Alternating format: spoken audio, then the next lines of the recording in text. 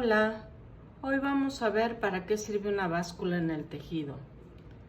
Tejan una muestra cualquiera del tamaño que ustedes quieran y no le corten los hilos para que queden contando como muestra.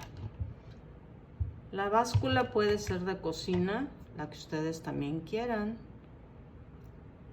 Vamos a prender y lo vamos a doblar y lo ponemos.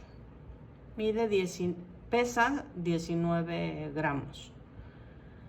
Lo que indica que si mi madeja tiene 100 gramos, nos va a alcanzar para tejer 5 cuadros de este tamaño.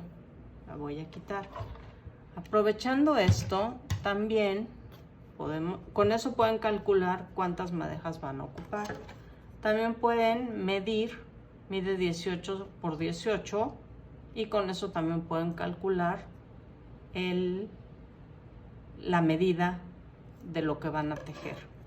Saludos, bye.